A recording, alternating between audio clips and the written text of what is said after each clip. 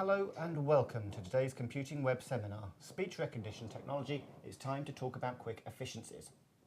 I'm Graham Burton, Group News Editor at Computing V3 and Inquirer, and I'll be your host. Businesses are under constant pressure to deliver services and products quicker than ever before, with time the critical difference between being able to complete or falling behind. Industry experts who have examined how best to boost productivity often focus on automation. Indeed, there are an increasing number of standardized processes that can be performed by algorithms and machine learning, but in the rush to implement machine learning and AIs, it's easy to overlook much simpler ways of increasing productivity, starting with the way that information is entered in the first place. The default data entry device, the computer keyboard, certainly merits reconsideration in the light of available alternatives. Because while individuals can type quickly and accurately, for most, speech is not only a more natural means of communication, but also a much faster one. Almost all of us can speak faster than we write. As well as speeding up daily tasks, such as writing emails and memos, speech recognition technology benefits from more than 2 decades of research and development, and can be taught to recognise bespoke instructions, such as opening a form and filling out the correct boxes.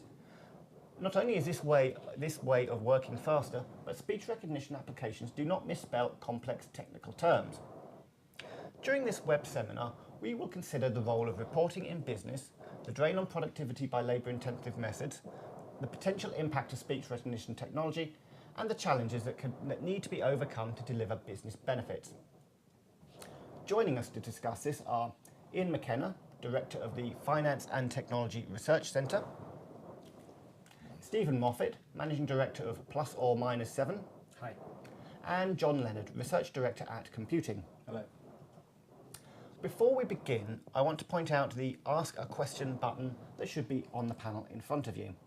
We're very keen to take all and any questions you have on speech recognition, the technology, and what it can do for your organisation. So please get your questions in early and I'll put them straight to our panel.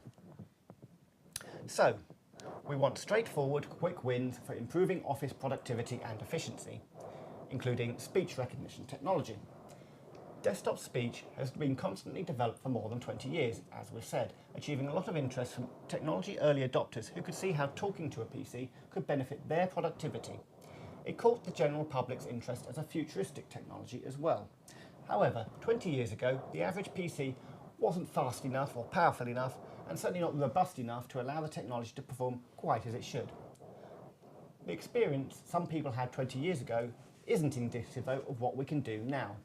Not only has the average home PC evolved, so has desktop speech software. Minimal training is now required, plus with accuracy levels of up to 99% and speeds up to 160 words per minute possible, the latest software, complemented with technologies like deep learning, they're highly accurate as well as easy to use. So that's what we're going to be talking about today. But before we start, here's the first of our 2 polls. We are asking, quite simply, do you use speech recognition technology? Please vote and we'll bring you the latest a little later in today's web seminar. Okay, we hear that office professionals are required to do more and more keyboard-based tasks, better writing, letter writing, emails, form filling. What are the reasons for this? All this work, I suppose, in an age when we're supposed to have paperless offices? Well, I mean, email has really become so pervasive. Let's face it. You know, who of us doesn't wake up to an inbox in the morning just full of stuff that you think, oh my God, how am I going to get through all of those? And obviously, you print it all out. Well, obviously, one really tries not to. You know, do we dislike the planet that much? But actually, the burden is replying, and I think, I mean, I would actually say some of the stats that were put forward there in terms of how quickly people can type and how accurately people can type, I might actually challenge that to a significant extent. I think if you look at behavioural change, first and foremost in education, I mean, you know, at the risk of showing one's age, but if one, you know, going back and thinking about how offices used to work 30 years ago, you had virtually everybody above a very basic grade spent most of their days talking into a dictation machine, the results of which were then whisked off into a typing pool, which transcribed them all, and it all came back. Now, in those days in education, and okay, it's arguably politically incorrect to say this, but it's an accurate reflection of what actually happened. But I'm going to be careful. But, depending on the gender, one gender was given typing was something that was taught in schools, and metalwork and woodwork was taught to the other gender. Now, somewhere in the, I don't know, when did it take place, the 80s or something? We stopped teaching people. But one gender we never taught to type, and the other gender we stopped teaching. So, most people now, perhaps by the time they've got to get to school, they've got some very poor keyboard skills, but people aren't taught to use. And how many of us really can type accurately at more than, I think 50 words a minute is probably pushing it, 30, to type accurately. I can type about 100 words a minute, but half of those are deletions. Well, there you go. Definitely. So, actually, and yet, the burden of replying to all the email, to me, voice recognition is the most natural way to hugely reduce what is a massive burden on anyone working certainly in an office environment, but so many other occupations where actually, yes, the speeds that are achieved now and the accuracy now are quite phenomenal. But it requires it's behavioural change. So it's not just the speech recognition that people need, the ability to speak into their smartphone or their computer or whatever, but also the ability for some artificial intelligence that can understand and act on instructions.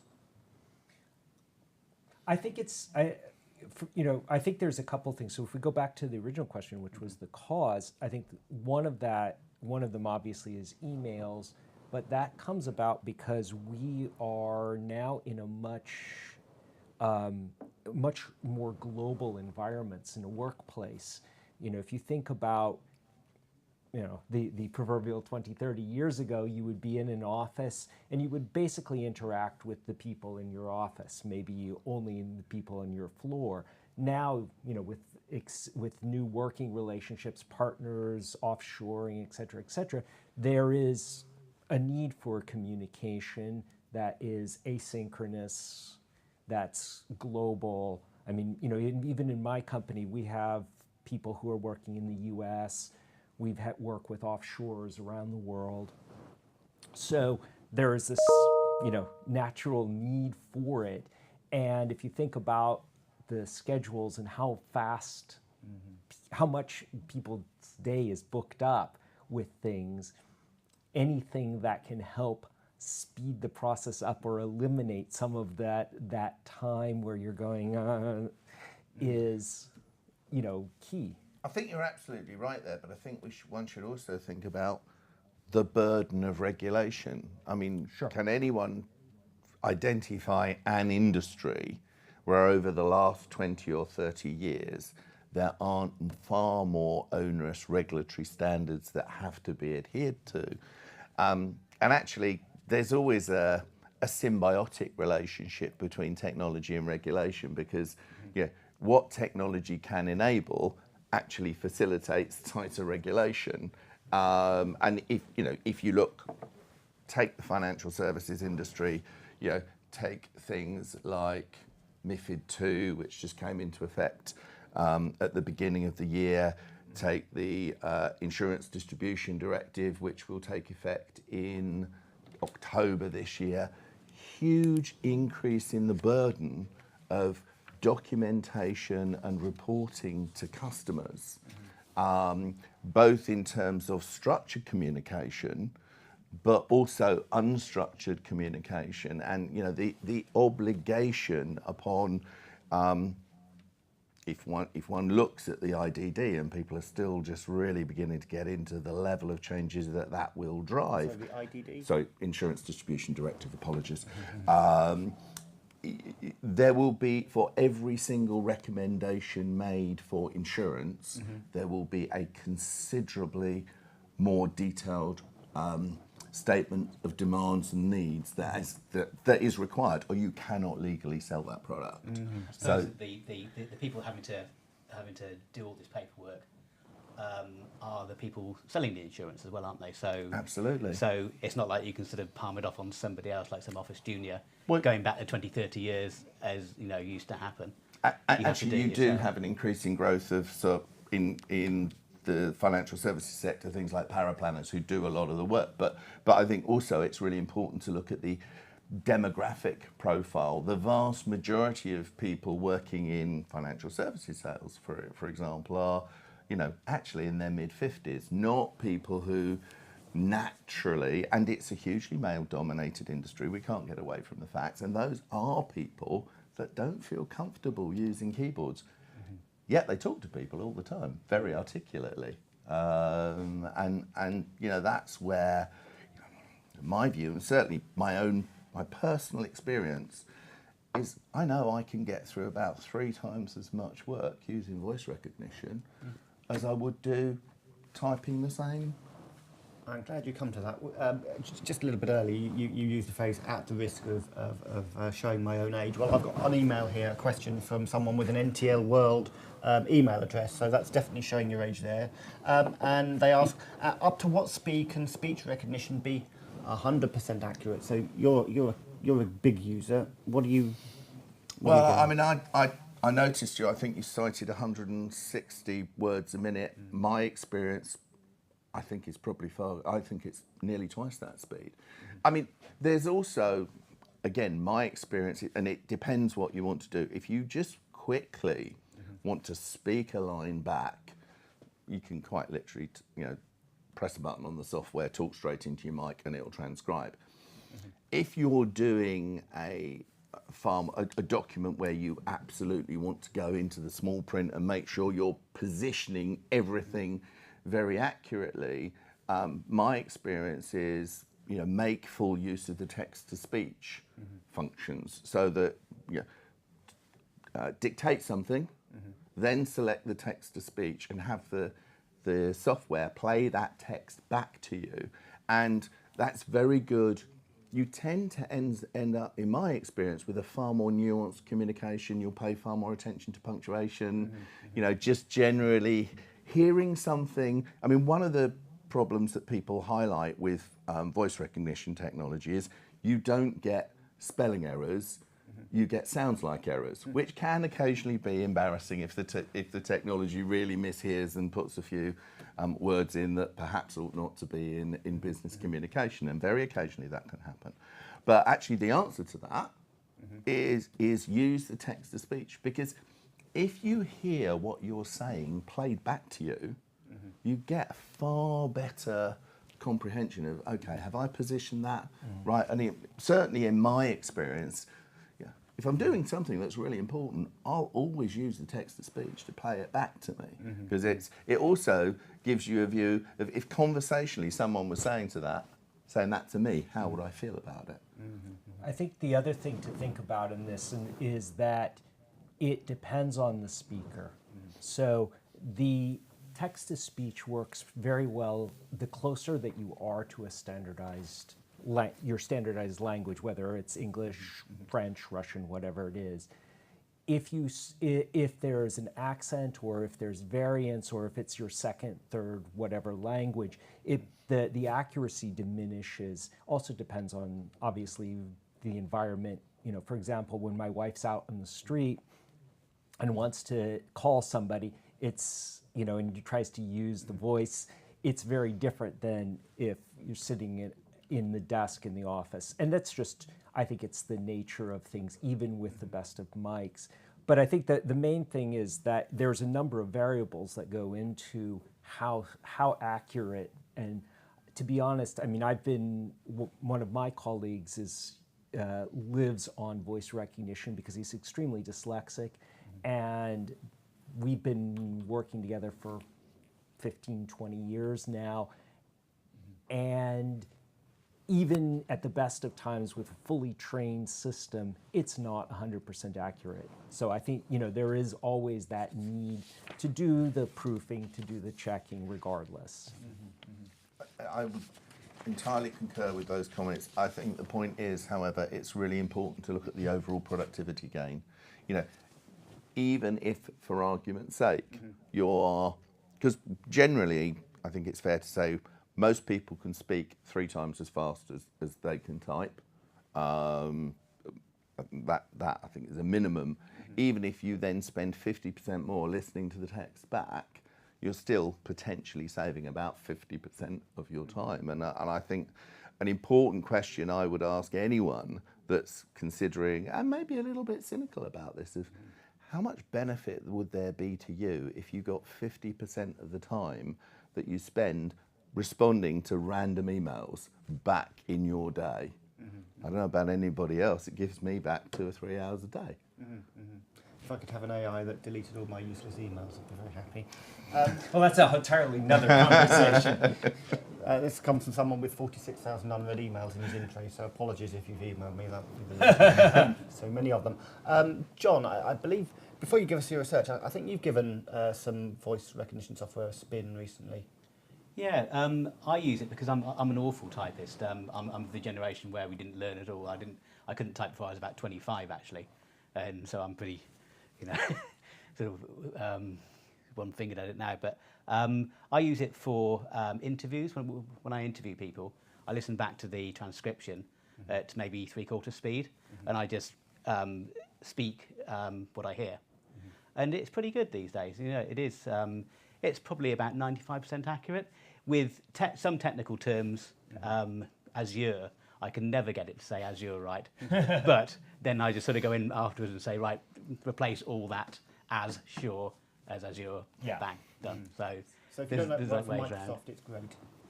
If you don't work for Microsoft, Exactly. it's great. Yeah. Okay, we've got some more questions from the audience here, but first I think you've got some research that Indeed you've we got to do. present to the... So if this button works, there we go. So we asked our audience of IT professionals how much time the typical office worker needs to dedicate to reporting, typing emails, etc.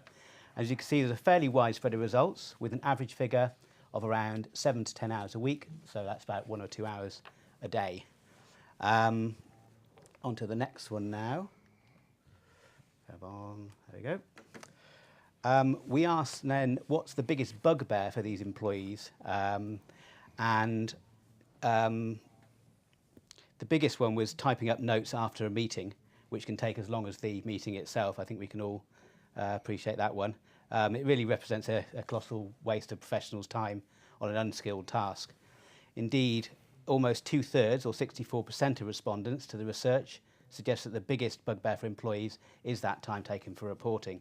The repetitive nature of keyboard-based work was annoying for about 44% of respondents, while the need to hit deadlines while coping with an increasing pile of paperwork through the regulations we've just been discussing was mentioned by more than a third. One potential resolution is to hire less qualified people to input data.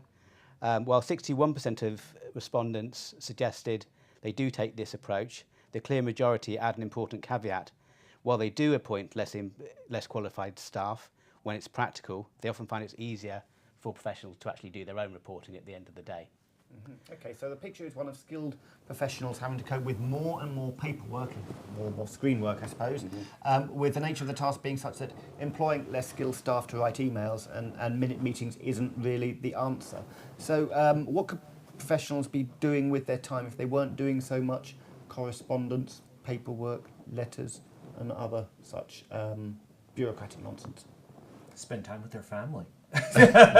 There's a novel concept. Family, who are they? Yes, exactly. You're right. There's a huge quality of life issue. And I think this is one of the things my sister-in-law, for example, is works for a major consultancy, and the amount of and granted she's American, so we put that bit in that her days from the beginning, going through the night's inbox to getting everything written up after the end of the day are typically, 10 hours. I think that's a hugely relevant point. If you think of the amount of time that professional workers these days, let's face it, 9 to 5 don't happen anymore. Yeah. There's inevitably when do we all first look at our email in the morning? Probably earlier than we'd like to admit to. And when do you last look at your email at night? And the ability to literally just dash off a one-line reply to get rid of something, and just, if you've got a big inbox at the end of the day that you think, I've got to get through all of that before I can do the things I want to do, Sure. the ability to cut in half the amount of time that you're going to spend on that is... I'm in awe at someone who actually literally gets through their inbox, literally. John, I have a point here from an expert in the audience who says apparently you can train any word you can't get it to understand, so that you can say one word and the actual word you can't get will magically appear.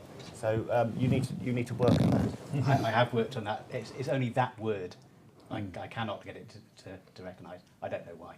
The secret conspiracy. And another one is auto-enrolment. I have the same problem with the variations on auto-enrolment that voice recognition comes up with are quite hilarious sometimes. I think this is interesting because it does raise the thing about very specific and technical terminology.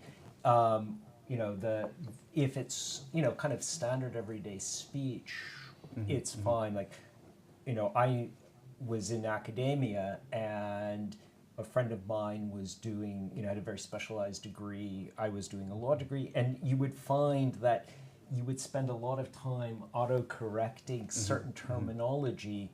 And I think the more specialized the industry is, it takes a certain amount of time to deal with that. But I think the main point is that instead of, an hour, if you're taking 30 minutes, that's already, a significant improvement. Yeah. And I think also, one does frequently hear, feedback that's, it's not quite perfect yet. Well, no. But if it's nearly perfect, and that can save you a vast amount of time, and you have to do a few manual corrections, you will still be vastly more productive day in, day out. And by the way, who in business today doesn't have a smartphone in their pocket? So it's absolutely, every single person working in any reasonable job these days has voice recognition technology sitting in their pocket. And, when you read some of the research of how much time people spend, in proximity to their mobile phones and where people's phones go, it's like, they're rarely away more than 3. I think some scary percentage of Britons are rarely more than 3 foot away from their phone throughout the entire day. So it's there just to pick up, get rid of that quick task, get it out the way. As far as that away from their phone, how do they live? I used voice recognition, I suppose, in about 2000 was the first time I used it. I'm wondering what's happened since then and between now to really improve it, so that even someone like John can productively use it.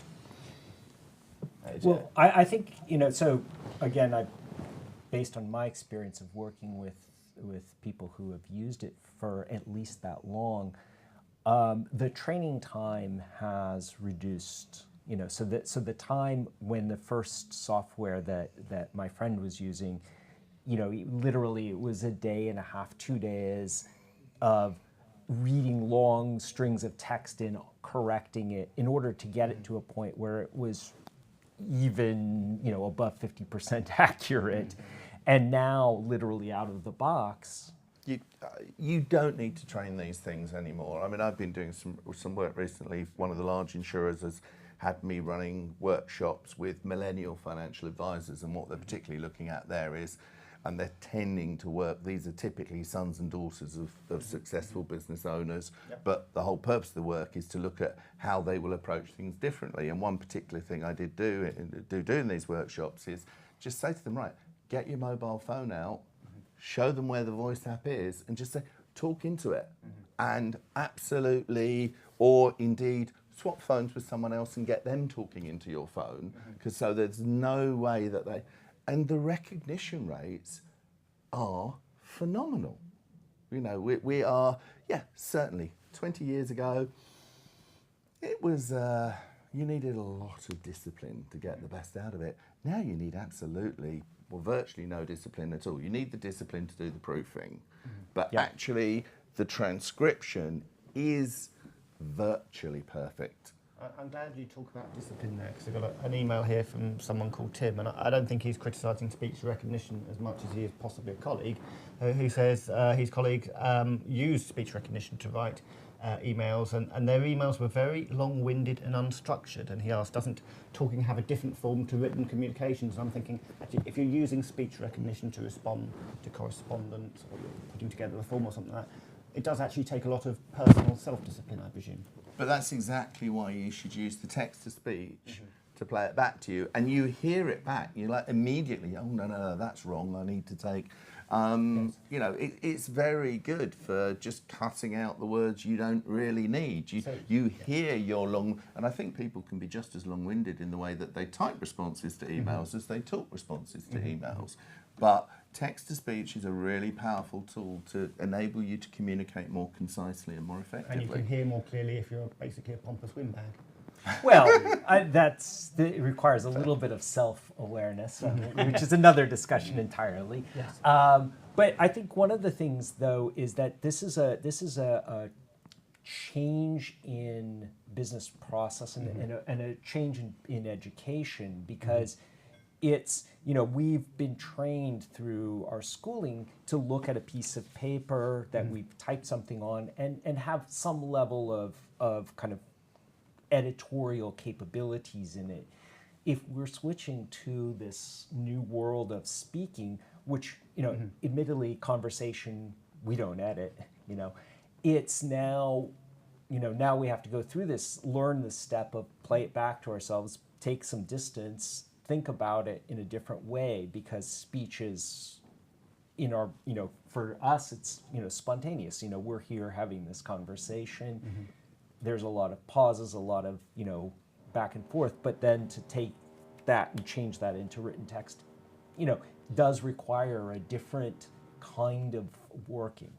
I think there's also, I mean, I certainly know a few people who use text-to-speech for actually consuming complex regulatory documents. I mean, you know, people like Financial Conduct Authority, not famous for writing, you know, clear, concise and easy to understand things, actually using text-to-speech on a document on that. You just listen to it, and you listen to what they're saying. And that helps them get to sleep at night, I presume. Yeah, probably, you know, certainly it would be a very good alternative to sleeping pills. You're quite right, to start, you know, listening to regulatory documents. Is that the modern version of counting sheep? I don't know. But, you know, this is all about using our natural senses, and I think one of the things that one needs to recognise is people certainly, when you ask people to start using voice recognition tools for the first time, and I've tried this with a number of people, they feel uncomfortable, they feel self-conscious about talking, and I think it really is a fascinating. At what point in the workplace did we become uncomfortable about talking into a machine? Because, yeah, at the risk of sounding like a broken record, 30 years ago, it was absolutely all people did all day, every day. And suddenly, and we've got just as many open plan offices. We had open plan offices then, we have open plan offices now.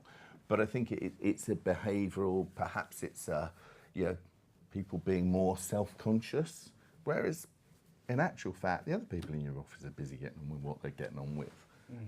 There's just if you can get over the perceived barriers and you know, being uncomfortable about changing, fundamentally what we're talking about is changing behaviour. And humans don't like, you know, as a species, we don't really adapt that well to change. The benefits need to be sold in, by the way, as well. I mean, that's the other thing. But I think if people started talking far more about how do you like to cut in half the amount of time you spend responding to email, you might have a lot more people say I'm up for that. Yeah. Well, I think but I wouldn't discount what is now a much more open office planning. I know, having worked with a lot of clients in that space, I mean, the disruption of people being on the phone, for example, or anything is much greater. And I think one of the things that is a barrier, and I have run across this, is that if you're being able to just sit and talk continuously while somebody next to you is talking continuously and so forth, it becomes, there is that sense of discomfort, and I think that may lead us to being in the office less, which maybe not such a bad thing, but or a change in the office. Before we move on, I believe, John, you have some more research for us. Indeed. Yes, indeed you do. I do. Okay, so on this one, we asked what positive outcomes would you expect to see if employees did not have to spend so much time reporting? And we always talk about productivity. We shouldn't forget, which we sort of, something that we've briefly mentioned, human beings, quality of life, these sort of things. Virtually nobody enjoys filling out forms, writing up minutes. So if you can take that work away, you improve people's quality of life. So the chief benefit to reducing reporting time identified in the survey was less stress, and by quite some margin. Of course, from a business standpoint, this can also result in happier customers and a healthy bottom line through increased site visits, fewer vacancies, etc. So it can be a virtuous circle if done right. Okay, we've got some more questions which I'm going to come to in a moment, but the moment you have all been waiting for has just arrived, which is the result of our first poll. And we asked the difficult question, do you use speech recognition technology? And hopefully we've got the results being pumped out in just a moment. Let me see, let's have a look. Drum roll. Poll, sorry, let's have a look. And yes, we've got the results now. Sorry, I do apologise for that. And it's not exactly a runaway victory for I have used it once or twice, and I've never used it at all. So basically, most people from our survey here haven't used it, or they've only used it once or twice. And that's, I think that's pretty much what I would have guessed if you'd asked me about it. What are they missing? Well, I don't know if it's what they're missing. It's that, in a way, what we've been talking about is that up until very recently, the technology has been specialist technology. You had to train it. It was used in certain industries, not in others. The bandwidth, all of the things that we've talked about, and plus all of the kind of the behavioral things that have kind of kept us away from that. So I think it's more about, what are the, getting the benefits across, getting people to understand that the technology actually works. There's also the question of particularly, how is then all of this data that's being collected being used, and where is it being stored, and all of that kind of thing. And I think there are some minor concerns in that, particularly in more regulated environments. But to me, the answer to your question is they're missing the opportunity of less stress in their lives. They're missing the opportunity of perhaps getting a couple of hours a day back. Yep.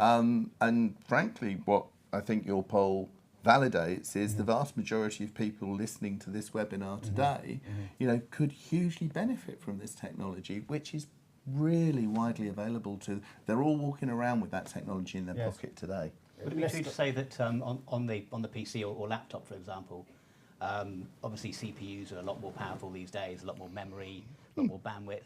I think that's probably made quite a big difference as well. So if people tried it in the early days, and it was a bit clunky and a bit slow. But I mean, also the voice engines are far more accurate. I mean, if you go back to the early days of PC-based recognition, they were taking sample files and perhaps sending information back a couple of times a week. They'd get voice files in. An awful lot of the voice products now are working online, so you've gone from a situation where the people building the voice engines might have gone from getting 50,000 transcripts a month to millions a day. And so that has really enabled the engines to improve.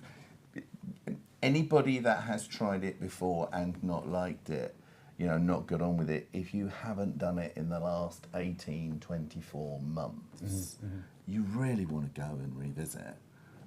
Because the experience has become so much better. Okay. Before we move on, we've got our second poll, which should be pushed out to you by our studio now.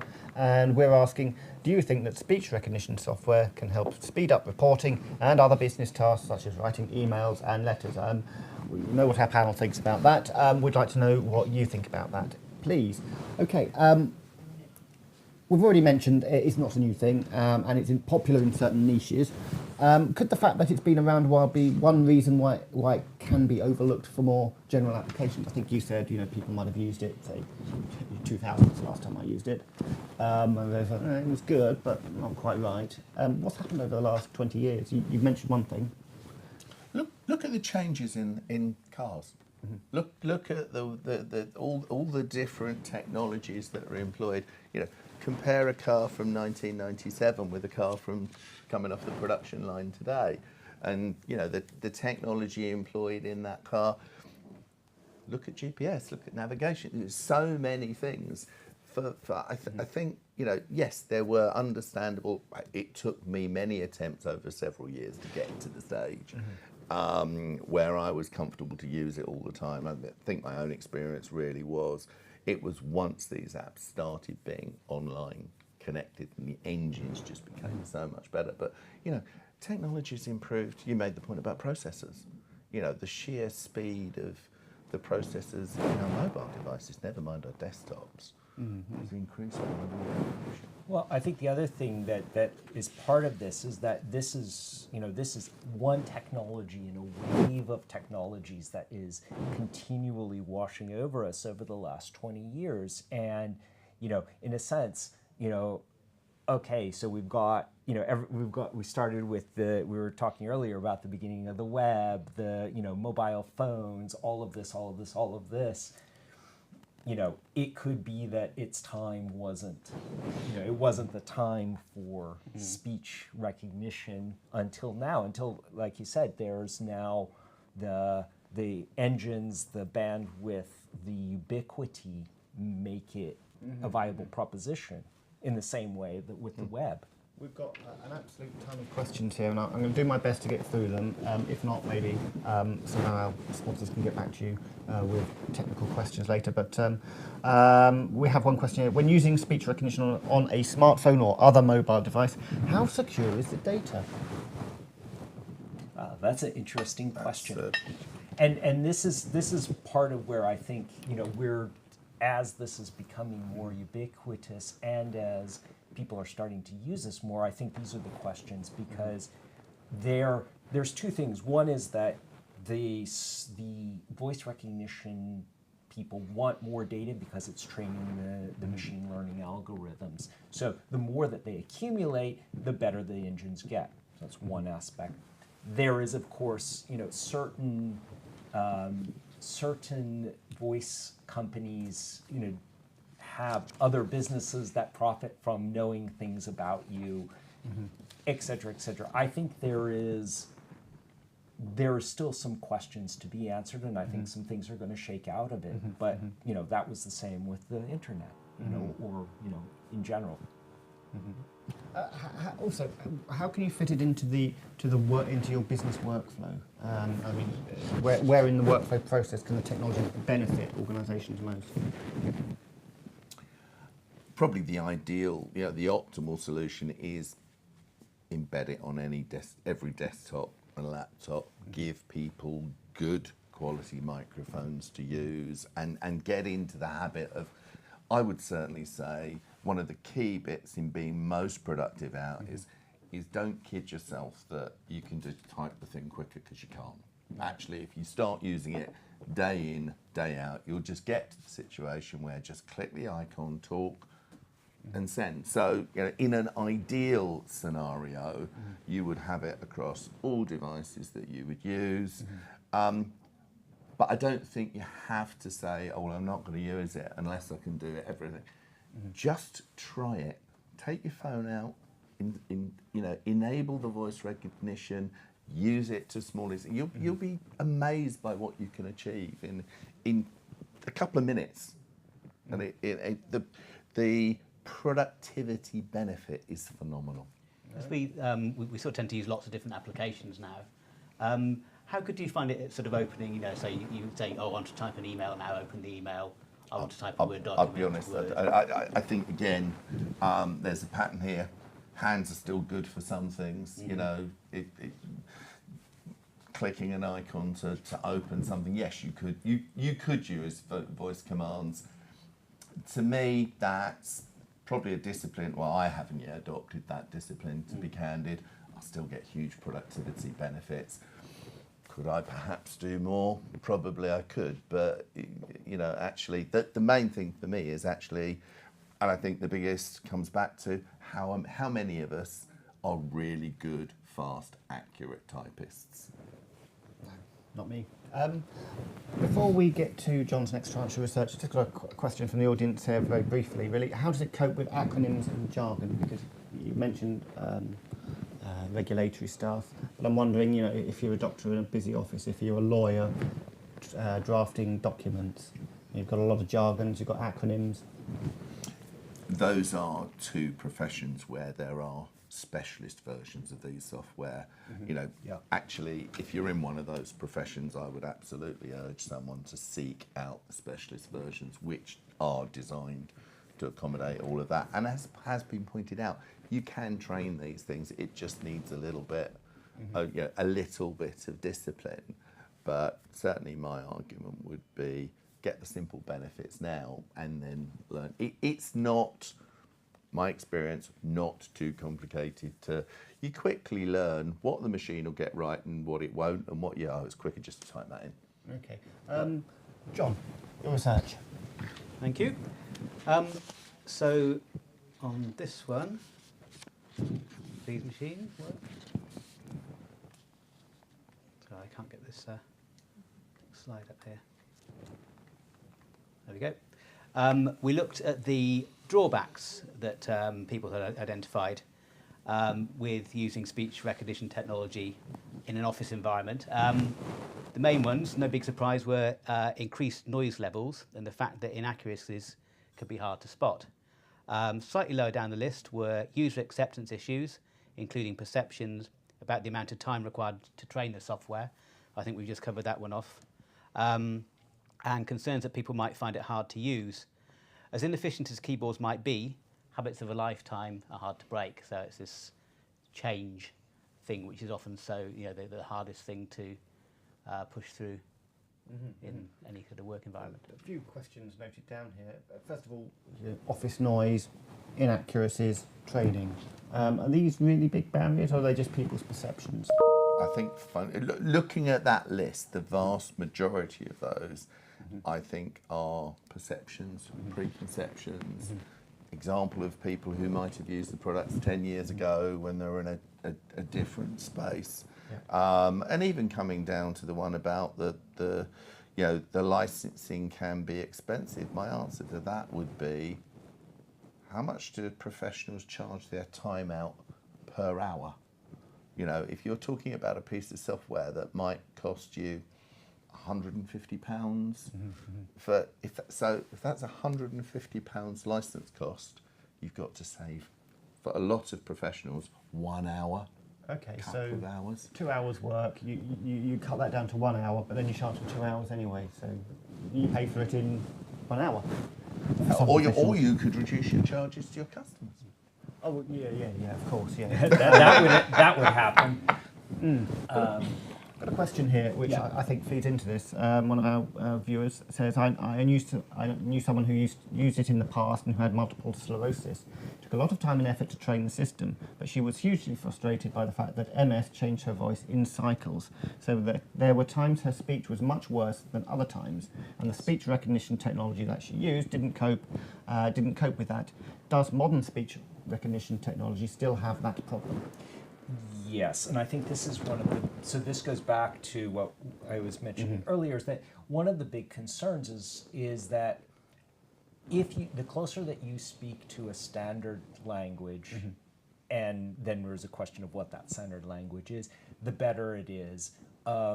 There's been a lot of research that says that if you've got a variable speech from different, MS being one of them, it is much more difficult to use this technology at the moment. That doesn't mean that it can't in the future if attention is given to that. And I think one of the things that may help is that as the technology gets better at recognizing multiple voices, because right now we've been talking about, I'm just here talking myself.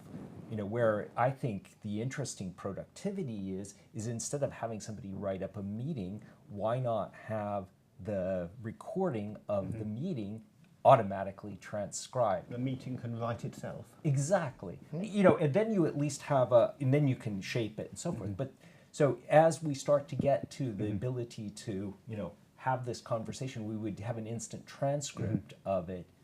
Then I think the issue around the changes in people's voices would be less of an issue. But at the moment, yes, it is a concern. So the meeting writes itself up, and you can get transcripts at the door as you're going out, on paper. Yes, or beamed onto your phone or whatever. Maybe some things aren't meant to be kept forever. Okay, we should have the results of our second poll going up in a moment. Our studio will be pushing out the results to you just now, and we will be discussing that in a moment. I did want to just drill down a little into the question of how long it takes to train the software and the people. Is that something that you've... My experience, how long it takes to train the software to a very acceptable level of use now, out of the box. I really wouldn't. I can think of countless instances where I've been able to show people that that's entirely achievable. Behavioural change takes longer. Breaking. You said it earlier. Breaking the habits of a lifetime is something. And I think so many organisations, but this is generally an issue about technology. Selling the benefits. If you're going to change the way people work, that is something that, as human beings, we tend to be resistant towards. Sell the people the benefits, and clearly articulate to people. Actually, how would you like a day more? How valuable would it be to you to have an extra free hour every day? Who wouldn't want that? If you were a business seeking to roll this stuff out, presumably you'd start with a kind of a pilot group first of all and sort of see how those went. So who would you start off with, do you think, as a experimental cohort, if you like? Who are the people that spend the most time writing emails? I'd do a little survey round to people saying... Not me. I never respond to them. How much time a day do you spend responding to emails? Your group would almost select itself, I think. Okay, we asked, the poll should be right there in front of you now, and as you can see, we asked, do you think that speech recognition software can help speed up reporting and other business tasks, such as writing emails and letters? And you said, yes, definitely came top, with a third of respondents saying yes, definitely, and 26% saying somewhat. So you said sell the benefits. You would appear to have sold the benefits to our audience. Does that surprise you, though, that people actually seem to be quite open to speech recognition and also what it could potentially do in their organisation? A lot of people will use it on their phone and go and type an email. I think the point was made earlier that voice recognition has been a technology that we've almost leapt over and ignored and picked up other shinier things and AI generally and deep learning. It's so obvious. I don't believe there's an office in this country where, indeed an office in the world, where they couldn't improve productivity actually quite significantly simply by embracing this technology. It's there, it's far more robust than it ever was historically. It's just sitting there as something that everybody should be able to take advantage of tomorrow. And I believe you asked the same question to your research cohort. Did? Oh, it's got a roll this. And I think you got slightly different answers. I think. Right. Yes, indeed. Hopefully the slide up there isn't what we can see here, which seems to be a roller disco for some reason. But anyway, moving swiftly on. Yes. In our poll of our the computing readership, 13% said yes, it would definitely speed up reporting and other business tasks. 25% said probably, and 34% said somewhat. So the doubtful and the no's made up only 28%. So I think there's actually a pretty good recognition of the value of speech recognition software. But not half as. But this lot watching today are much more enthusiastic. Yeah? Yes, or Ian and Stephen have really. But I think also the point, you were particularly talking to IT professionals. Yes. And how much time would they spend? I think people in general management, professions, etc., who are producing an awful lot of bespoke output, that's the constituency that Good point. really would get the greatest benefit. Okay. Right. Well, I think that brings to a conclusion the latest Computing Web seminar. Speech recognition technology. It's time to talk about quick efficiencies. Kindly sponsored by Nuance, the producers of Dragon software. I'd like to thank Ian McKenna of the Finance and Technology Research Centre, Stephen Moffat of Plus or Minus 7 for lending us their expertise, and John Leonard for his computing research.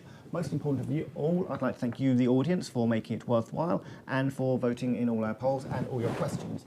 If there's any questions that haven't been answered, then we should be able to get back to you with better responses. If you want to find out more about speech recognition technology, the best place to go is www.nuance.co.uk/dragon, or you can email Nuance direct at computing@nuance.com. And like everyone else, they're also on Facebook, Twitter and YouTube. You can view all of Computing Web seminars and other broadcasts, news, features and CIO interviews by logging on to computing.co.uk. Thank you very much for watching.